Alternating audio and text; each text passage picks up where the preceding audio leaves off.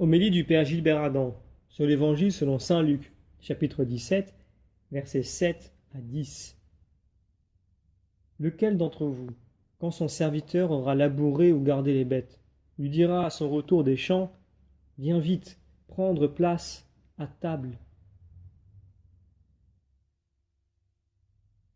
Le service le plus fidèle rendu à Dieu ne nous donne aucun droit à la reconnaissance, car nous ne pouvons donner que ce que nous avons d'abord reçu. Nous recevons tout de Dieu, la vie, et avec la vie, le pouvoir de la donner, de servir. Notre service manifeste que Dieu est à la source de tout don, un don sans limite, qui nous est donné de pouvoir donner. En réalisant la générosité de Dieu, nous révélons que nous sommes à l'image et à la ressemblance de Dieu.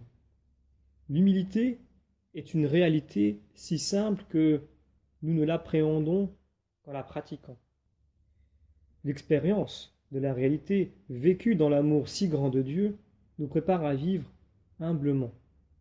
Les serviteurs de l'Église qui sont au travail, au service des frères, sont heureux. Nous sommes devant la réalité d'autant d'hommes et de femmes qui cherchent du travail dans un tel désarroi. La parole de Jésus nous entraîne beaucoup plus loin. Pour que notre vie soit plus belle, toute livrée à l'amour, nous prenons la mesure du don de soi total. Nous contemplons la Vierge Marie à l'Annonciation, à l'invitation de Dieu. Elle répond par un don total et absolu d'elle-même que nous pouvons librement réaliser si nous le voulons. Nous continuons la lecture de l'Évangile. Ne lui dira-t-il pas plutôt « Prépare-moi à dîner, mets-toi en tenue pour me servir le temps que je mange et boive. Ensuite tu mangeras et boiras à ton tour. » Va-t-il être reconnaissant envers ce serviteur d'avoir exécuté ses ordres? Le lavement des pieds est un lieu privilégié où Dieu nous est montré, passant de l'un à l'autre en servant ses serviteurs. En Jésus, lavant les pieds de ses disciples, c'est vraiment Dieu qui est à nos genoux. Dans ce geste, le Christ se révèle à la fois Dieu au service de l'homme et l'homme au service de Dieu par le service de ses frères. Tel est le réalisme de la charité. Celui qui dit qu'il sert Dieu et qui ne sert pas ses frères est un menteur. Jésus confirme pleinement ce qu'il fait à ses disciples après leur avoir lavé les pieds. Si votre Seigneur, votre Maître, vous lave les pieds, c'est que vous aussi, vous devez vous laver les pieds les uns les autres. Jésus ne nous demande pas quelque chose qu'il n'ait pas lui-même réalisé.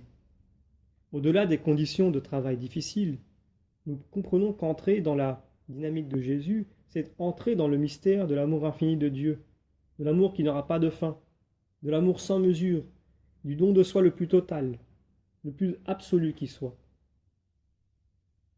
Nous terminons la lecture de l'Évangile. De même, vous aussi, quand vous aurez exécuté tout ce qui vous a été ordonné, dites, nous sommes de simples serviteurs, nous n'avons fait que notre devoir. Il nous est révélé que, par nous, l'amour de Dieu pour tout homme se concrétise et prend corps. C'est à travers nos gestes d'amour et de service, les plus modestes soient-ils, que nos frères peuvent découvrir qu'ils sont aimés de Dieu. Nous pouvons être des chemins de l'amour de Dieu si nous sommes irrigués par son amour sans limite.